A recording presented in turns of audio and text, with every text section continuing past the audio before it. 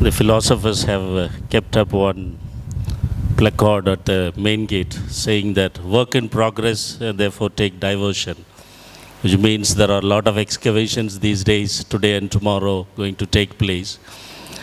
And of course, it is with the background of the excavations at Keeledi near Madurai, and also our academic excavations. Research is on philosophical vestiges in Tholkappiyam, retrievals and reconstructions. I hope once we were speaking about Indiya Desiyam, and then we talked about Dravidar Desiyam, and today we are speaking in terms of Tamil Desiyam. And also another trend being developed, that is Tamil Kudigal Desiyam. It's not enough just to say Tamil Desiyam, but there is also another trend saying that Tamilar Kudigal Desiyam. So with all this political sharpenings today, in view of also the forthcoming election 2006, I hope that all these talks and reflections on Tamil philosophy will also help us. Now I welcome Dr. Peter Susai Manikam to speak on excavations, philosophical vestiges in Tholkappiyam.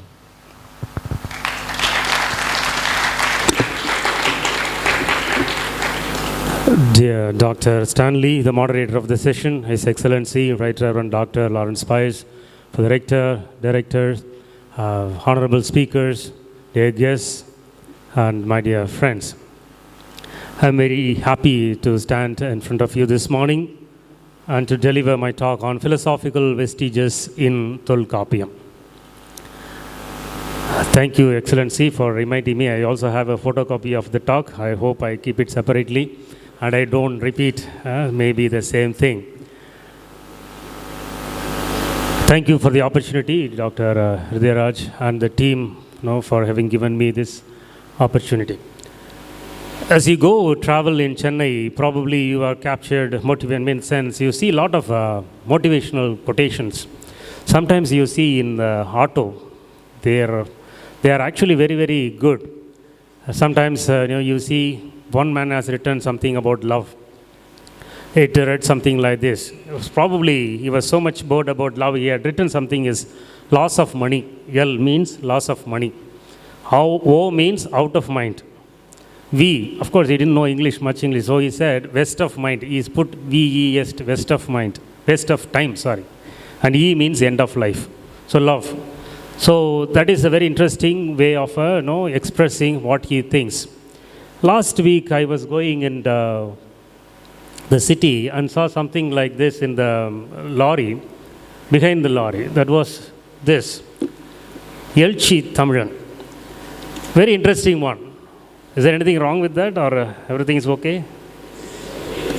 It should be Elchi Tamilan. So probably we are today motivated by this. Whatever we get today about Tamil language or Tamil philosophy, we are too emotional. So everybody wants to be very, very emotional. We talk about that. So maybe if you are expecting something like this, Elchi Urai, it is not going to be Elchi Urai, or I am not Elchi Tamilan. In fact, this is kind of a paradoxical to talk about Tholkappiyam, which is a grammar book, which tells you how you should write and how you should not write. And to find it to be a philosophical work is something very, probably it creates a lot of doubt in a lot of people. Say Agatya Lingam, in one of his books, writes something like this. நம்மிடத்தில் தொல்காப்பியம் ஒரு வாழ்வியல் நூல் என்கிற தவறான எண்ணம் இருக்கிறது. அது ஒரு இலக்கண நூல் என்று சொல்லுகிறார். It's a book of grammar. And we do not doubt about this. And recently I read another scholar. He writes something like this. Tolkappiyam ஒரு தத்துவ நூல் என்று சொன்னால் அது உங்கள் காதிலே பூ சுற்றுவதை போல. And people still are deceived. So we called cheaters, if I say that this is a philosophical work. And I think at the very outset, when we talk about philosophical vestiges, and I think very, very we are clear about this, this is not a philosophical book. Because this is a book of grammar on grammar, how to write. And it's very, very clear. But that there is something more to it. And I think that is the claim when we say philosophical vestiges. So some remnants of philosophical ideas or concepts are found in this particular book. So let's be very, very clear about this. And therefore, this is not strictly a grammar book. At the same time, it is not strictly a philosophical work, but some ideas are found there in this particular text. And maybe as we go on this talk, you will yourself understand whether the claim is true or not. And my dear brothers, this means, like I am claiming, that there must have been some philosophers even before Tholkappiyam. The ideas, philosophical ideas, some remnants are given as examples in the grammar book itself, implies or means there have been philosophers or thinkers who contributed their understanding of this world about humanity or humans and how they ought to relate and what they ought to do. And there have been probably a kind of a greater understandings or about the reality about the world. So that's what we have trying to tell you today. And therefore, this has a kind of a philosophical significance for us. So, my dear, and I just claim because there must have been somebody like or some people like pre-Tholkappiyans.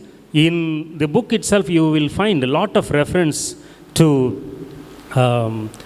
Enmanar Pulavar, Iyalbunarndore, Neripaduthinare. So, which means he always refers back to other people who have contributed their ideas about the world.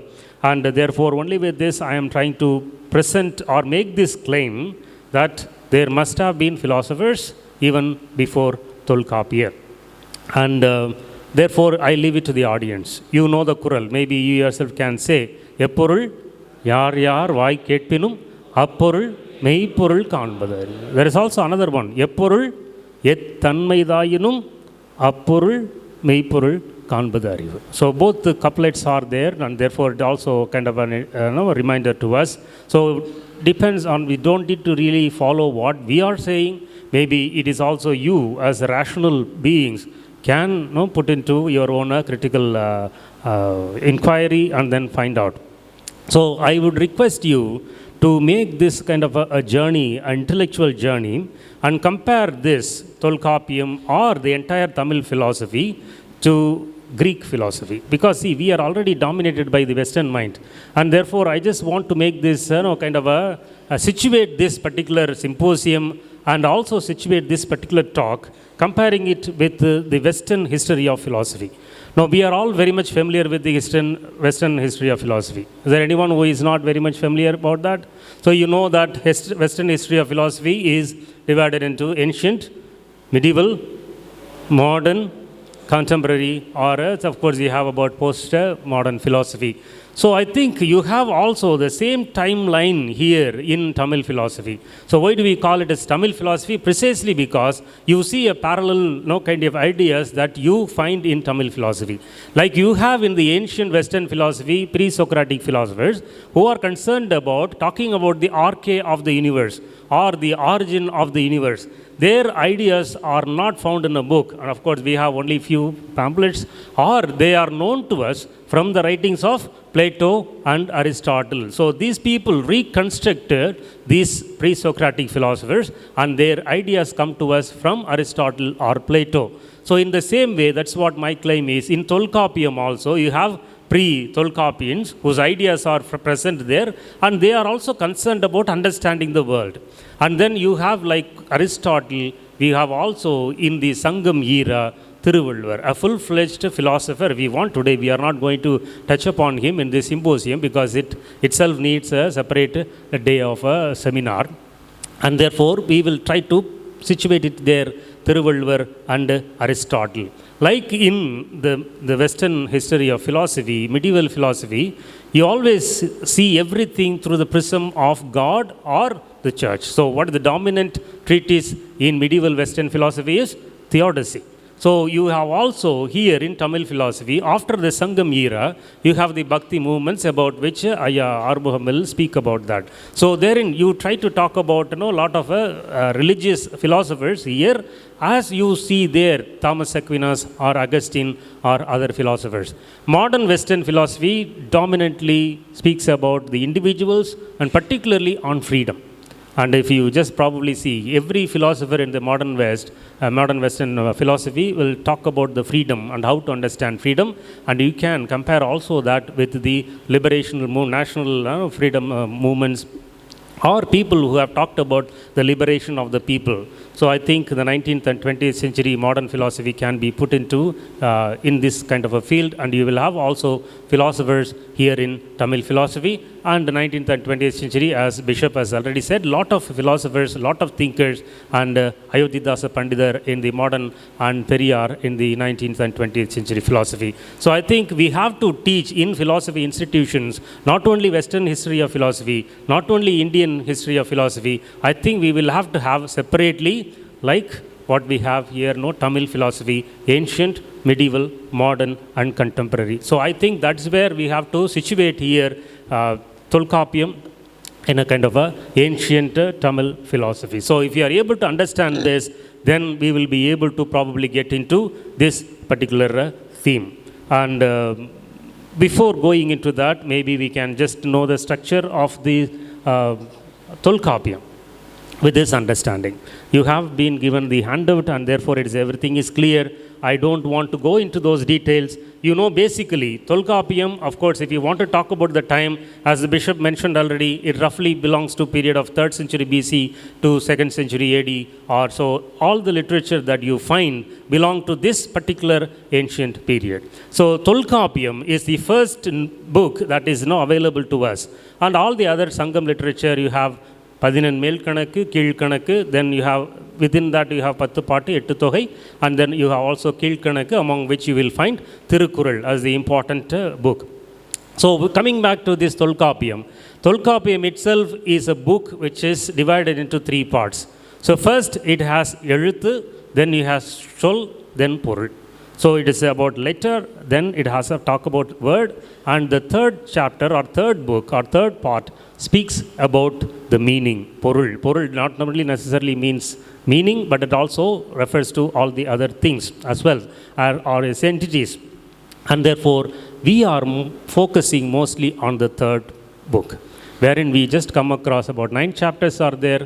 You talk about அகத்திணையியல், புறத்திணையியல், களவியல், கற்பியல். The meanings are given there. It is about love, personal life, or life in the external world, or it talks about love life between hero and heroine, or it talks about settled life like married life. Then it talks about பொருளியல், then it talks about மெய்ப்பாட்டியல், the manifest emotions, and then you have ஓமையியல், செய்யுளியல், and the final one is மரபியல். That is where we hear a lot about the world, ideas, philosophical ideas about the world. And therefore, if you are able to understand that, you yourself will see that Tholkappiyam is not merely a grammar book, but it is something more than that. And therefore, I request all of you to be a little more open-minded to understand this particular truth.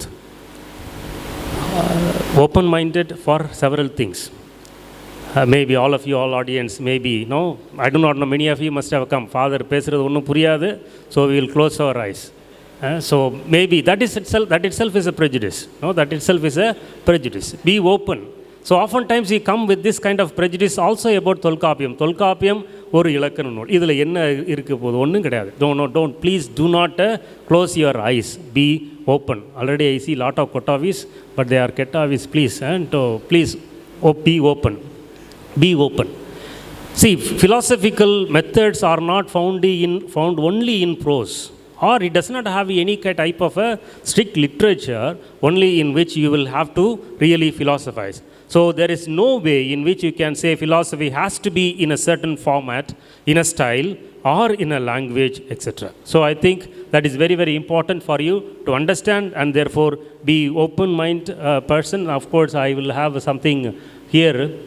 You probably can just read about aphorism itself.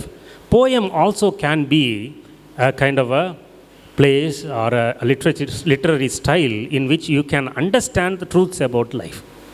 வாழ்வினுடைய பொருளை செய்யுள் வழியாக மிக அருமையாக அழகாக சொல்ல முடியும். Aphorism, of course, that's what Nietzsche does. while everybody else is writing in essays and all that, Nietzsche writes only in aphorism, and therefore that is a kind of a revolt that he is taking within the Western philosophical methods. And this is what Tholkappiyam also says about beautifully about the aphorism. Aphorism doesn't say too long. Whatever it has to say, it says in a very, very short format. And I think that is what you find in Tholkappiyam. They are given probably in 2 lines, 3 lines as sutram or aphorism or as a sayul, that I think it carries a lot of meanings behind those 2 lines. It is like Tirukural. And that is an aphorism, if you want, put it in philosophical language. And there you can find philosophical ideas, my dear brothers. And therefore, please be open-minded. To situate this Tholkappiyam, we can think of probably, you have heard of Karl Jaspers, who talks about the axial age. Axial age is a kind of an era to which he refers to a kind of a thinkers all around the globe. There have been, universally, they have been talking about universal concerns, new ethical framework they are just trying to put. So he points out, in China you have Confucius, in India you have Buddha, and you have in the Greek world, you have Plato and others. So I think Tholkappiyam actually fits into that particular axial age. And therefore, it also strengthens our claim that Tholkappiyam also has some remnants of philosophical ideas, and therefore we try to retrieve those philosophical ideas in Tholkappiyam, and then we try to reconstruct them, comparing it with modern philosophy or Western philosophy. So, not wasting much time, I'll just go straight to this. So, the first idea, philosophical idea that we find in Tholkappiyam is about the philosophy of the world. Like the pre-Socratic philosophers, you also have about the kind of a material understanding or materialistic understanding about the world. It is called with the different names. We call it Porul Mudalvadam, and of course you understand, or sometimes it is referred to Lokaida, or it is also called as a Buddhavadam. So I think this is the most important understanding. So how the world in fact functions or originated, or like in the ancient Western philosophy, you talk about the arche of philosophy. Each philosopher comes out with his own idea. And here they talk about these 5 substances or 5 physical elements. You read it. Nilam, Thi, Neer, Valli, Visumbodu, Aindum, Kalanda, Mayakam, Ulagam. This is a beautiful explanation according to them. I am not claiming that their explanation, their philosophical understanding is correct. I am not trying to say that. What I am saying is, you find this idea in Tholkappiyam, and therefore this is an explanation that they give, how they understand this particular word. A structured blend of earth, fire, water, air and space as the world is. So I think you have here something like this, how these 5 physical elements make the world. They use this particular word, Kalanda Mayakam. Kalanda Mayakam. So mixing and collations without visibly seen. So 5 elements come together and they come to be something else, something, or say they create something new. And this idea has been repeatedly uttered by all the other people as well. You also see that in Purananuru too, you have it talks about, you see it there. Mantininda Nilnum, Nilinendia Visumbum, Visumbu Thaivaru Valiyum, Valithala Iya Thiyum, Thi Muraniya Nirang Endrang, Aimberum, Budatu Endru, Adu Irkradu. So you have the meaning also in English. The world packed with soil earth, the sky above the earth, the wind that blows under the sky, the fire that is on the head of the air, water opposed to fire. These are the 5 elements, each with its peculiar nature. That is, you find it also in another Sangam literature, Purananuru too. So you understand that they do not invoke any other god, or they do not talk about the origin of the world as something created from ex nihilo, from out of nothing. For them, they look at the world, they think that these 5 elements are permanent, and in the combination of these 5 elements, the world is created. Our world begins to function and it gives birth to life. The same thing you will also find in Nilakesi, the expert, Mr. Professor Murali sir is here, so I think probably he will also speak about that, wherein he talks about a kind of a Buddhavada. So Pishasaka is there, and then he tries to explain what Buddhavada is. So you see this kind of a materialistic understanding is found. So if you want more explanation, we can also go to what we talk about this Manimegalai. Before Manimegalai, Nilekesi, you'll have to read the answers that are given by Pishasakan and the questions raised by Nilekesi. A beautiful philosophical argument. Now we're talking about how can you just really explain the notion of intellect. When you talk about only physical elements giving birth to your intellect, how can you just really account for? Do you really mean that as you grow fatter and fatter, your intellect really grows or not? So I think that particular detail is there in Nilekesi. Maybe if you are interested, you should read how a materialist is asked questions by Nilekesi herself. And then you have in Manimegalai, 27th chapter, is also again beautiful chapter. It talks about all the philosophical systems. And she inquires, Manimegalai tries to inquire what the content of their philosophy. See, it is misleading. We put it like that, Samaya Kanakkardam Theram Keta Kadi. Today we try to understand it as religion. So I think we have to understand this as philosophical schools of thought.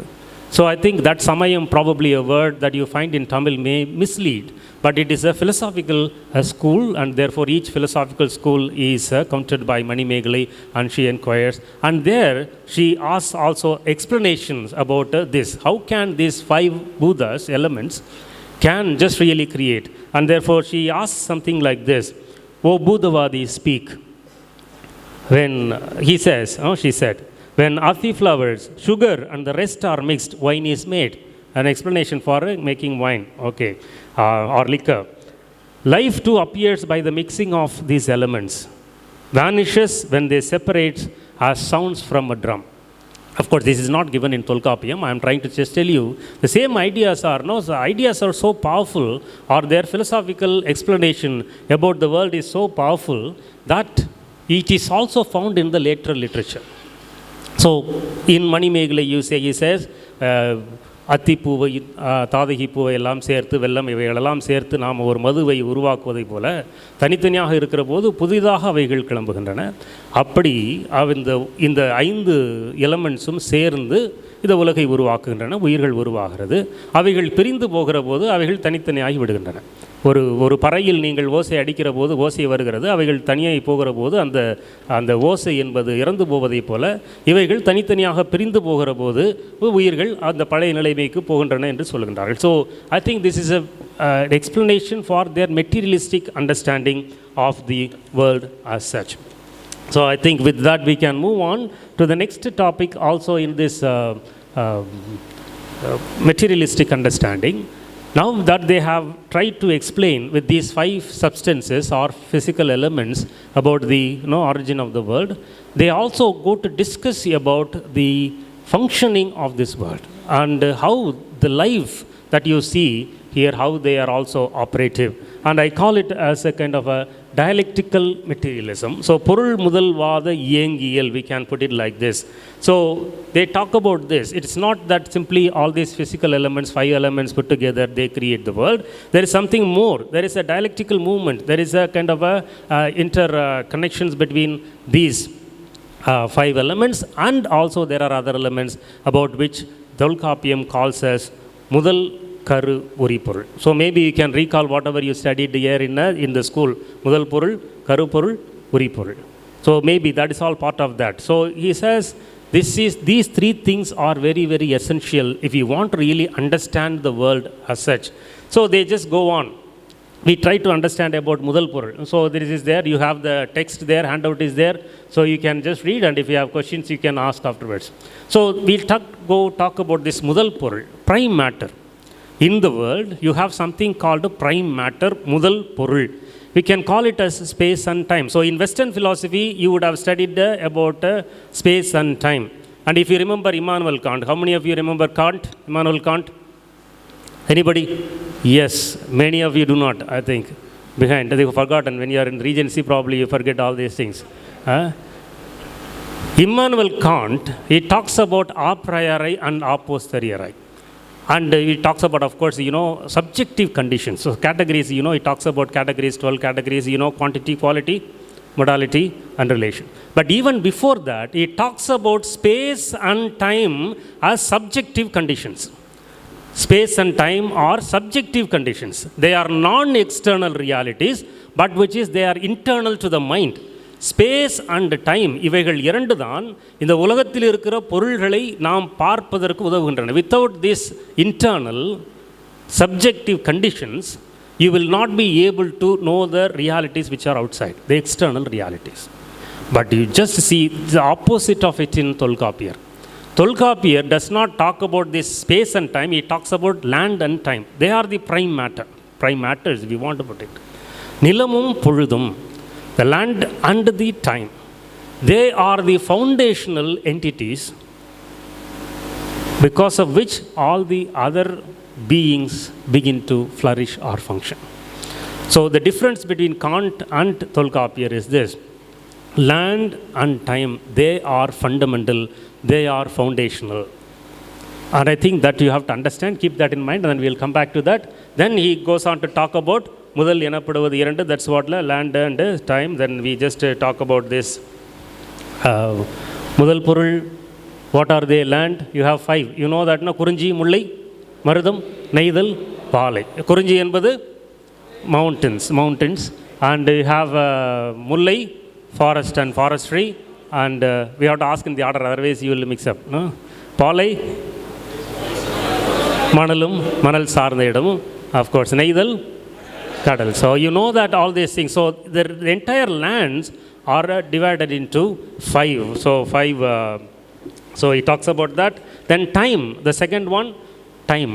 Nilamum Puludum. So time, you have micro level at the macro level. Time of the day and seasons of the year.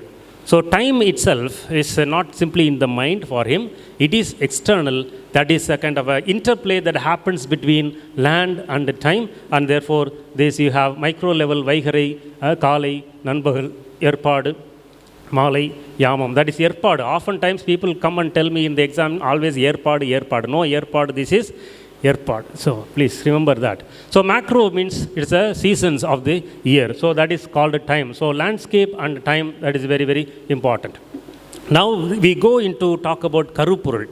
முதல் பொருள் நிலமும் பொழுதும், because of the interplay that happens between land and time, all the contents that you have in the world are explained, wherein they talk about தெய்வம், உணவு, of course you see it there, God, and then you have food, animal, tree, bird, drum, occupation, lute, and they give you a kind of a 14 numbers.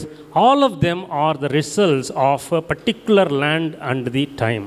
When they have an interplay, and each specific land, because of its the nature of the tract or the land, and because of the season and the time, each tree is specifically attributed to particular thenai. Kurunji will have a separate tree, it will have its own flowers, it will have even its own gods.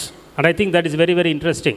So here once again, gods, when you talk about Devam, they do not understand a kind of a transcendent God or one God beyond the universe, a transcendent God, but then God also has a limit. God also has a boundary. எல்லைக்கு உட்பட்ட கடவுள், எல்லைக்கு உட்பட்ட தெய்வம். So I think that is very, very important. So whenever you talk about this, they always belong to a particular landscape and time. So this is what is the ஐந்தினை we can talk about. So once we have understood முதல் பொருள், கருப்பொருள், then you have உரிபொருள், that is about emotions.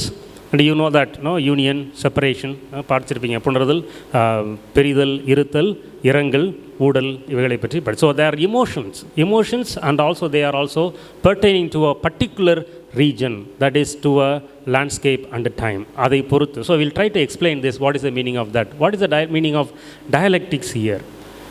முதல் பொருள், கருப்பொருள், உரிபொருள், இவைகள் மூன்றுமே தொடர்ந்து ஒன்றுக்கொன்று அப்படியே இணைந்து பயணித்து கொண்டே இருக்கின்றன. So I told you, maybe I'll just talk about this one by one. The land and time itself, what is the dialectics at work here? There is an interplay between time and land. Now if you understand, if you remember whatever we have been speaking for 5 minutes, time is relative.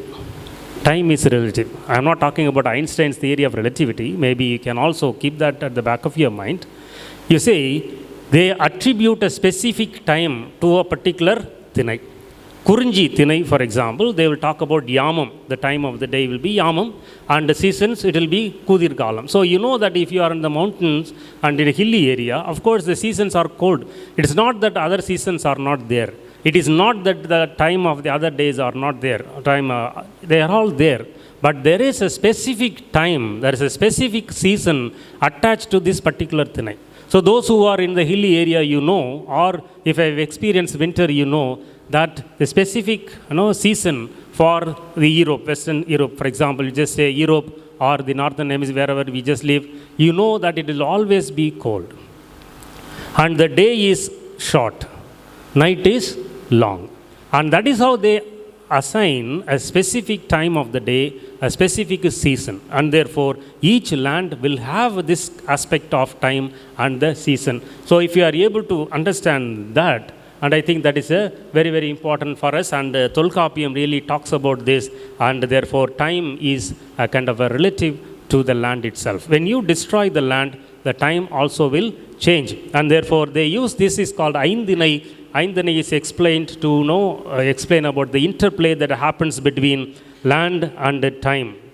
And that is the first pin, and therefore we have to understand. Then from there we can derive the ecological aspect of it, how they considered land and time as something always mixed, and then they work together, and how the ecology is working. So you can take the idea from there. Now the consequence of the interplay that happens between land and time, or space and time, you have the Karuporul. You have the Karuporul. I told you already about the Deivam, gods itself. So God is not somebody who is beyond, but each region has its own God. Each region has its own God, because so land and the time and all the things that are there, entities that are there in that particular region, determine who that God is. Then we talk about these flowers and trees of the region. Now you know that each region will have a specific flower or a tree. Kurinji, how many of you have seen Kurinji Malar? How many of you have seen? Photo la paathiringala, nerla paathadilaya? Okay, probably, we recently, there was 2 years back, I think, or 2-3 years back, it was people were going to see in the hills. So that particular flower is specific to Kurinji. And of course, you know that certain trees are specific to certain areas. So I think we should have really knowledge about certain things. No, I think that is what they say. Ovvoru thinaikkum, ovvoru nilathirkkum etra maram, adarkketra poo. You recently, 2 days back, on the 9th, you probably read one woman called Divya, I think she was going to Australia. She was carrying oru molapu, malligaipu, jasmine flower. And she was fined about 1 lakh. And do you know why? Why? I think they have this sense of ecology. No, they don't allow any other flowers, or flowers for that matter, to be carried into their own territory for ecological reasons.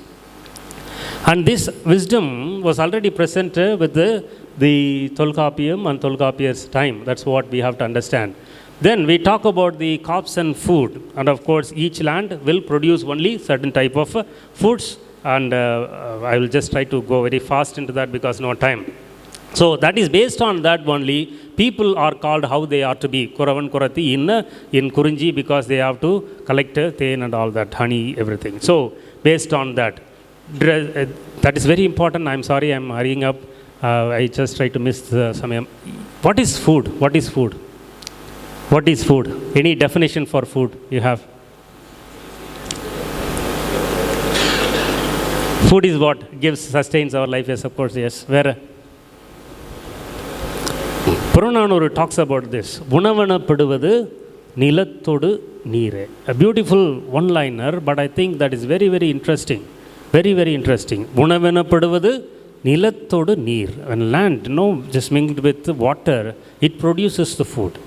And I think that gives us an understanding of certain crops will only come up in certain regions. You can't just really read coffee, I like coffee, this is a place, so we can have here coffee estate or tea estate. I don't think it will come. We oftentimes go to Ooty and see the flower show, we are taken up. So everybody spends a lot of money. They buy all the seeds and then they keep it in their garden. Nothing will come. Nothing will come. See, this is because each crop, or you talk about flowers, certain trees are specific to certain landscape and certain seasons. And we want to change it. We want to change it, and they will not come. So we should have really knowledge about this, and that's what Tholkappiyar is trying to say. It is only based on that we have to talk about the dress. Dress also, of course, that I don't know whether they mention about that, but I think this, you go to Ooty, then you cannot go like this. Or when you go to Europe, when you go to North America, you can't go like this. You will have to wear definitely coat and suit. I saw our own brothers wearing coat and all that. But you just go for some marriages in some villages, there will be no power, but then they will be wearing coat, suit, tie, everything, and sweating like anything. The dress is to be associated with the landscape and the season. And oftentimes we also do that. So we should have a kind of a knowledge, proper knowledge of what kind of a dress is suitable for that particular weather as such. So some people don't understand this. When they go to OT, they go which is kind of a barefoot and all that, they go and then they suffer, they come back. So I think we will have to, before going to some place, you just see what kind of a landscape it is, what kind of a season, what kind of a time that is there and all that. So you'll have to see that what is the proper dress. I think that is very important. That's what Tholkappiyam is talking about, and therefore you have this dialectics at work between Mudal Porul and Karuporul. So the implication is very, very important for us today to understand.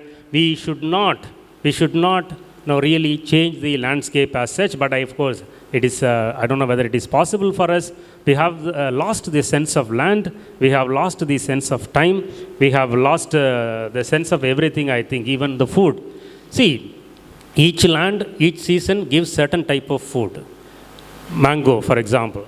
We want to eat throughout 365 days. That's why you have mango juice always. But that is wrong. You don't really eat mango. That is not there. It's only chemicals that they come. So I think the season itself, the land itself produces according to the season. And if you are able to know what we should eat, the wheat, you eat apple and all that today, they are not fresh. Bananas, they come from Mexico, they travel about 3 months, 4 months, and then they come here and then we eat. I think it is also very, very important to understand that food that comes from a particular place, particular region, is suitable for the people who live in that particular region. And that's what this Aindhanai tells us, and therefore we should just go back to this understanding of time, language, why we have this plural ways of speaking the same language, Tamil itself. It is also pertaining to the Thanai. Father comes from Tuticorin side. I come from another place. The way we speak Tamil will be different from people who come from the seashore. You can't just go and speak to them very, very softly. I can't ask them, how are you? They are on the seashore. You will have to shout. And therefore, the language itself will change. The way they speak. It is pertaining to the landscape and the seasons. I think you have to understand why we have different dialects here and how language itself is different. You will have to understand this fact. Nilamum Poludum. That is why the same language itself is spoken differently by different people who come from there. So the emotions that we have to talk about, that also will be different for people who come from different regions. So I don't want to go into that detail. So we have to understand this dialectics is at work, and this is how Tholkappiyar, as in his own philosophy, or the ideas are found in Tholkappiyam as such. Now this is kinds of being. Now you would have studied, I will skip that. I'll just go straight away to hierarchy of beings. In Western metaphysics, they try to explain about the beings, how we have to understand different kinds of being. You talk about essence, then they talk about existence and essence, and then they talk about substance and accidents, then they talk about matter and form and all that. Now, Tholkappiyar is very, very simple. He thinks that everything has, whatever does, or in Manimeghala you find it, Unarvudai Pudam, Unarvilla Pudam. So, he tries to understand based on Arivu. Hierarchy of beings. In the world, what you see is, beings are classified based on Arivu. Ondru Arivaduve, Utru Arivaduve. That is the first sense. There are beings which understand only by the sense of touch, only by the sense of touch. So I think you can go. Ondru arivaduve, utru arivaduve, irandu arivaduve, adanodu nave, moondru arivaduve, avatrodu மூக்கே, நான்கு அறிவதுவே அவற்றோடு கண்ணே, ஐந்து அறிவதுவே அவற்றோடு செவியே, ஆறு அறிவதுவே அவற்றோடு மனநே. So for each of this one, he just looks at the reality of the world and he tries to explain, give example for all these things. Pullum மரணும் wore அறிவினவே. The grass and the tree are single sense organism. They have, of course, intelligence. And if you just probably look for that in the YouTube, you will see they also have senses. Senses through touch. And that is why they can just go for finding the water here. That the roots are going down. They try to know, they have their own intelligence.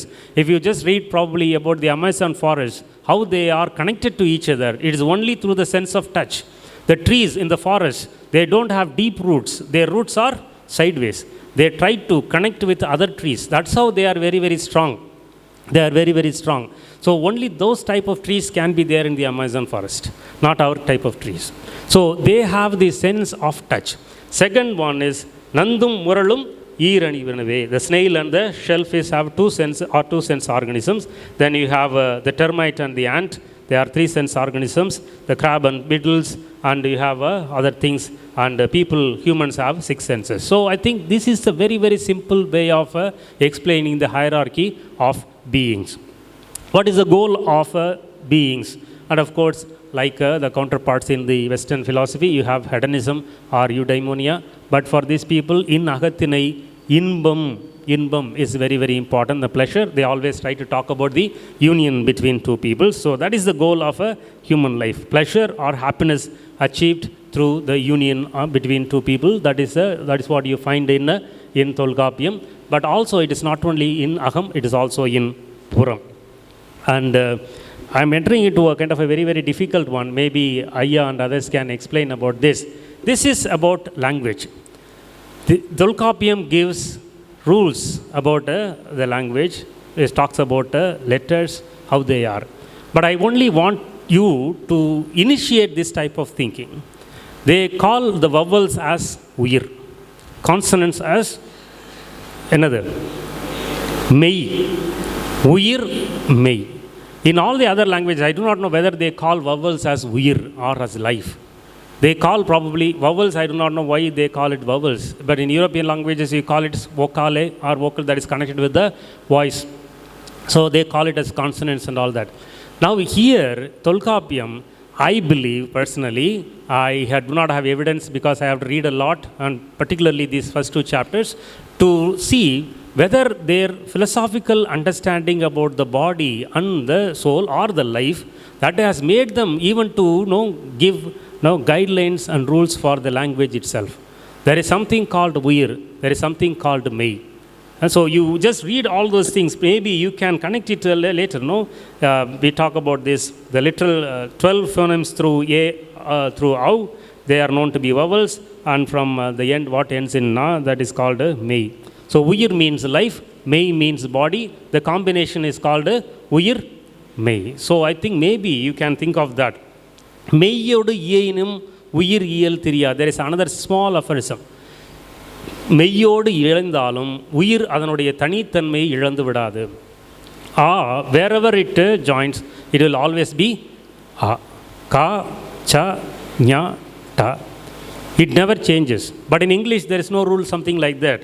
You just see the very letter A, it is also a vowel. It can have different sounds. It can be one thing in father, it can be one thing in fate, it can be another thing in fat, it can be another thing in many. So you have A sound, you have E sound, you have everything there in A. But here Tholkappiyam is very, very clear. Meiyodu Yeinum Uyiriyal Thiriya. So which means the body can be anything. But Uyir has its own sound. So you can think of that, all these things that I have a lot of things, but maybe in question hours we'll try to take it. Then we have kind of manifest emotions. They also speak about this. Particularly Tholkappiyam talks about 8 emotional expressions, manifest emotions. Humans express themselves. Their emotions are expressed in the face. I can see a lot of emotions right now in the face itself. Your face is the index of your thoughts probably. Your emotions. Some of you are really, really being agitated. I do not know what.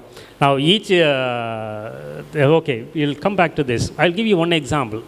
Why people now cry, weep, அழுகை. Tholkappiyam says, particularly மெய்ப்பாட்டியல், இழிவே இழவே அசைவே வறுமை என விழிவு இல் கொள்கை அழுகை நான்கு. The four sources of grief are contempt or we just talk about insult, loss and decline in stature and poverty. These are the four reasons why people begin to cry. Okay, I'll finish. Why people begin to cry. You just see, you have been insulted, probably you cry. Loss of somebody, loss of money, you begin to cry.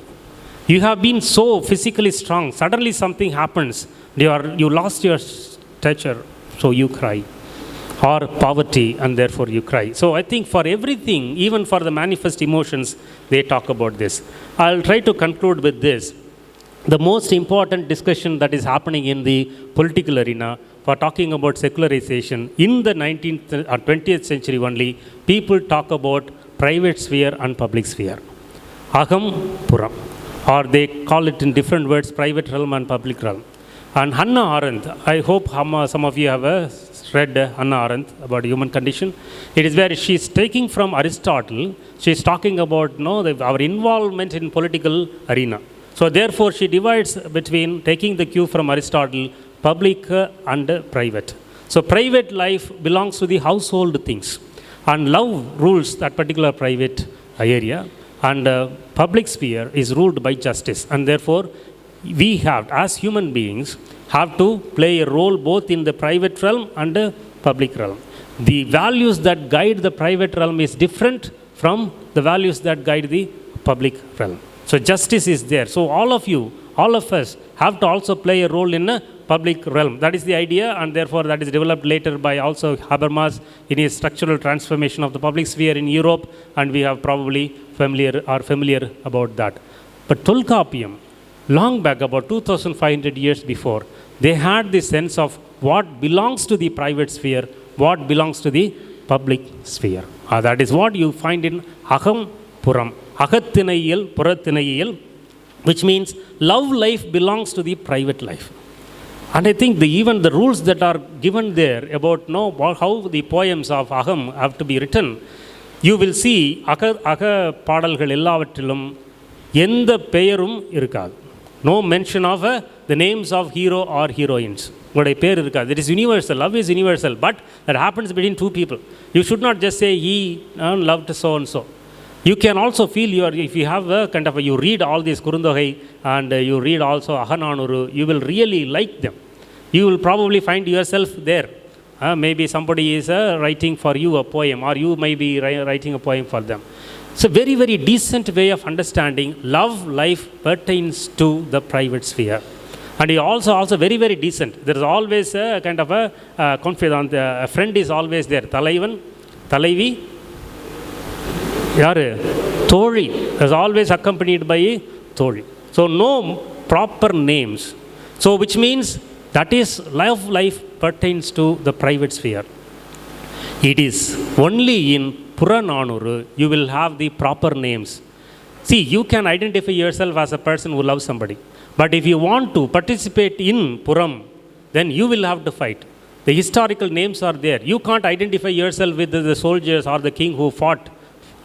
So therefore, you will have to engage yourself, and therefore, today when we talk about the secularization and talk more about private sphere, what should belong to the private sphere, what should belong to the public sphere, we just all go back to Hannah Arendt and others. I think we should also have to go back to Tholkappiyam as such, and therefore, if you are able to understand what belongs to Aham, what belongs to Puram, and I think we will have to really learn a lot from Tholkappiyam itself, from the philosophical vestiges, and therefore it is time for us to retrieve these philosophical ideas which are very much relevant for us in today's context. Maybe we'll conclude this with Yadum Mure Yavarum Kelir, that is another Sangam Padal, Sangam poem, that is taken from by Kaniyan Pungudanrar in Purananuru. You know that the universal concerns. We'll have to transcend, in spite of this kind of these tracts and all that, in understanding and in accepting people, we will have to consider every city is our city, every brother or every sister is my brother and my sister. So thank you very much for your patience, and if you have questions, you can ask.